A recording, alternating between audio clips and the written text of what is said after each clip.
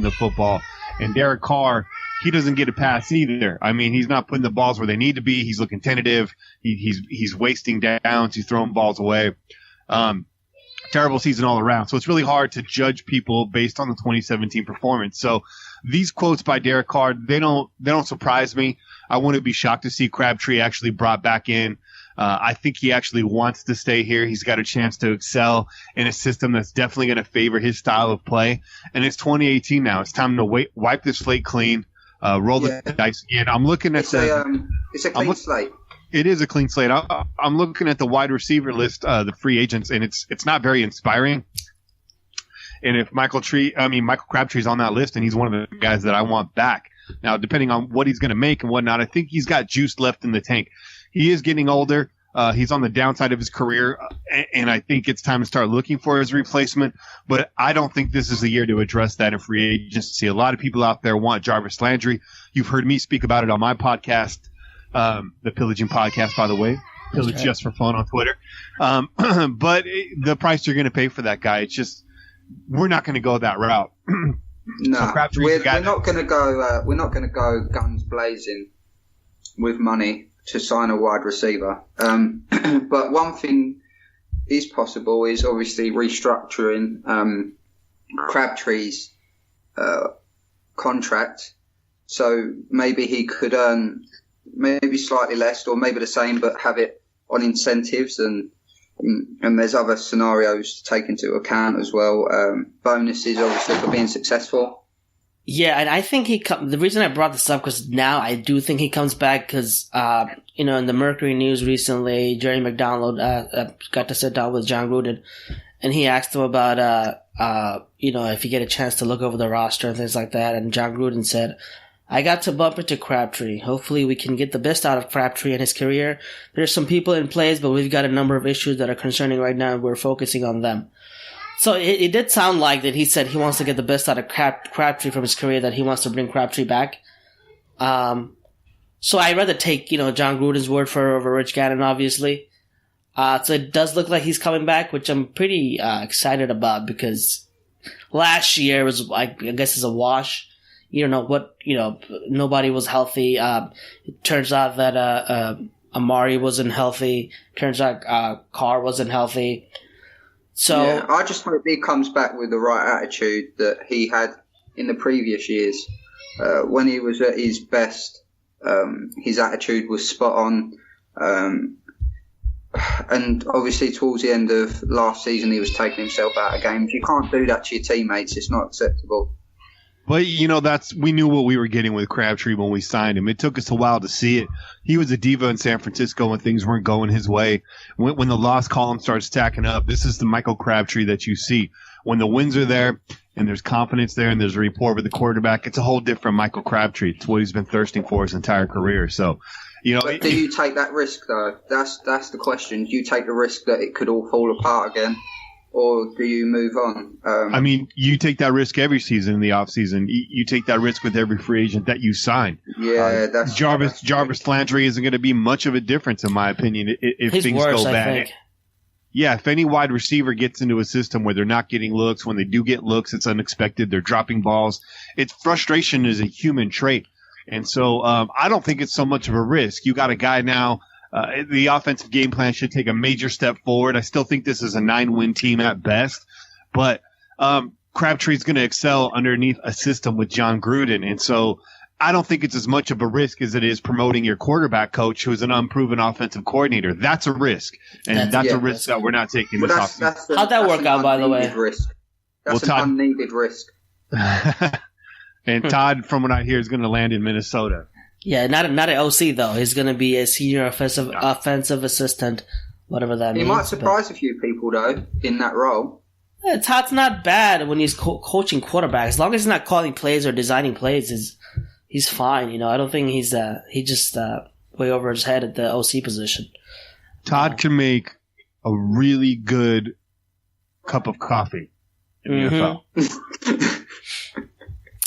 Now, of course, you're referring to him selling coffee, giving out coffee by the new church that he, I don't want to say invented, like he built a new church in Oakland, right? in the area. But anyways, hey, you know who I want to replace in the wide receiving corps is Seth Roberts. I'm not a fan of Seth Roberts anymore. Here's the thing, Seth Roberts most likely going to be in camp this offseason. Cutting him doesn't save us any money. I know that doesn't make people happy. No. But the best thing you can do is bring in competition and just hope he gets pushed down the depth chart. I would bring in somebody, a free agent who can fight for that number 3 spot. And there's a bunch of guys like Taylor Gabriel's available. You have where's the guy from KC that I really like? Albert Wilson's available. I don't know how much they'll want. There's Marquise Lee from Jacksonville. He would definitely take over the number 3 spot. Allen Robinson from the Jaguars. So he might be a little bit expensive though. He would. But the thing is, if you're going to go for Super Bowls and stuff, it's going to be expensive because you want to get the best talent available. Obviously, I know within reason and whatever happens in cutting players and bringing players in. But hey, if you want to win, you've got to spend the money. It's as simple as that.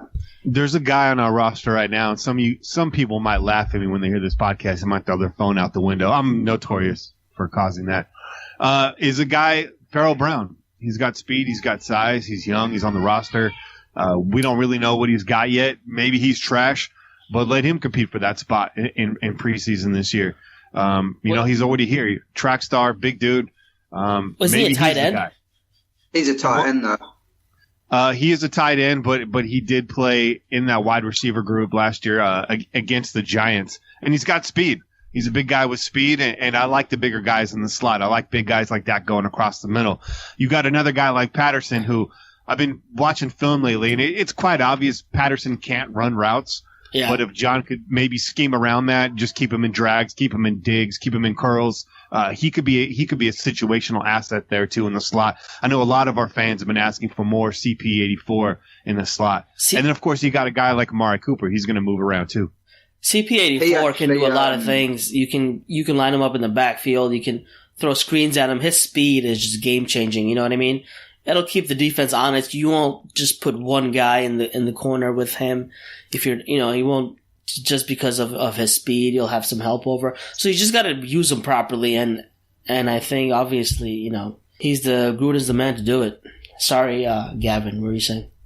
Sorry, I was just going to say that Cooper actually was our best asset in the slot last year. Obviously, he wasn't as consistent. Many say it was due to injury, as Carr has alluded to in his interview. But I think that we definitely need someone in the slot because that's not where you want Cooper. You want him on the outside, making them routes and just causing mayhem for cornerbacks and safeties. It's not where you want him in the slot. Yeah. So I think maybe we do have a wide receiver 3 in the building, maybe not. But it should be interesting. I'd love to see if they go after somebody in maybe the 4th or 5th round or free agency. But let's move on to Lynch. Gruden, Jerry McDonald also asked him about Gruden about Lynch, and this is what he had to say. I don't know. I've talked to Marshawn briefly. We'll see. We'll keep everybody posted. Right now, he's our leading ball carrier. He's our back, and we're counting on him. So that sounds like he might be back as well, if everything works out. Again, yesterday, Derek Carr came in and said he loves Marshawn Lynch. He wants him in the team next year. So maybe, Derek Carr knows maybe a little bit what's going to happen. Maybe Gruden told him what the plans are. I don't know. But he doesn't seem like the Gruden-type running back, right? The pass catcher from the backfield. So what do you guys think? He's coming back?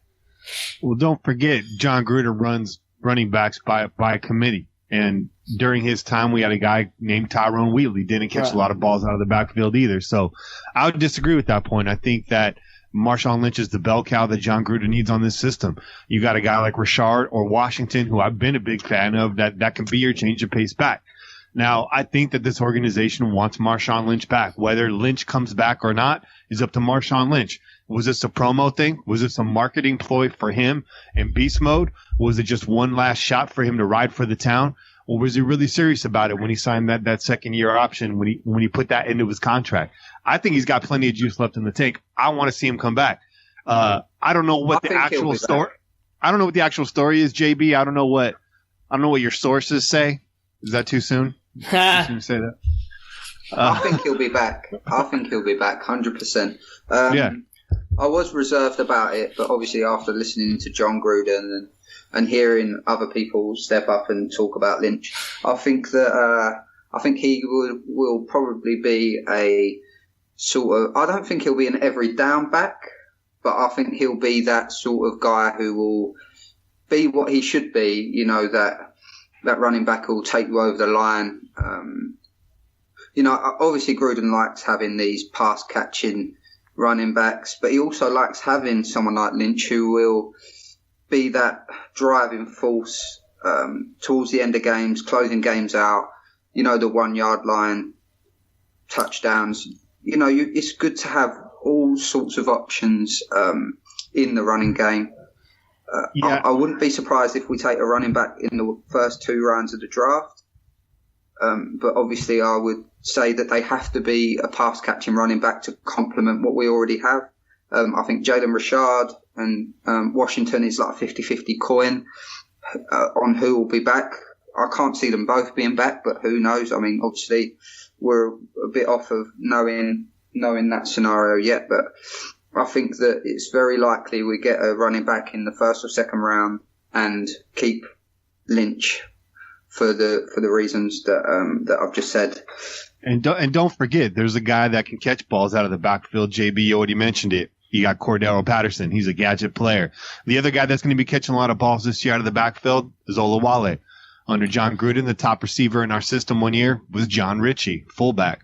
So a lot of people say the fullback position is dead in the NFL. Under John Gruden, I don't believe that. And I think we got a guy in Olawale that can catch balls out of the backfield. He's going to get used this year. He's very consistent, actually, Olawale. He's very consistent. And I do like Olawale. If Olawale's it all falls down to cuts, who's going to be cut. I mean, Patterson was listed as a possible cut, so if he gets cut, you've got to bring in a return guy, because Richard just does not cut it as a return guy. Too many fumbles. So there's a lot of factors to take into account when you're picking a running back or a wide receiver. They've got to be able to do dual roles within the team. You can't just pick one just because they're a good route runner or whatever. They've got to be good at multiple tasks in the NFL. Hey, do you think they bring in a running back like round 2 maybe if somebody falls like Ronald Jones, and then cut one of them, either Washington or Richard, Mr. Snake? I think that's a scenario that could happen. I don't think that. I like Jalen Richard, and I if the Raiders see a guy there and they think, they're rubbing their hands and like, oh, I can't believe they've fallen to this, this far, and then I can't see them not doing it, because in the end of the day, NFL's about competition for places, and if they can bring them in, it's the best man wins, isn't it? In every single position. What do you think, Kenny? I mean, yeah, it's obviously it's the best man wins. It's they're not going to cut anybody unless they're going to save money. John Gruden's coming in this first year. He's a win now coach. I don't mean cut now. I mean not make the final roster. Yeah. Well, yeah. I mean, there's definitely a crowded bunch right now. Assuming Marshawn Lynch comes back, you got him, you got Richard, you got Washington, and you got the unproven Elijah Hood. And like a lot of people, they're suspecting we're going to drop the running back. That adds another name to the mix. Plus, you got Olawale in there as a fullback. So, how many running backs does this roster need? Now, the guy that's most likely to get cut based on his performance in 2017, I think is probably going to be Jalen Richard.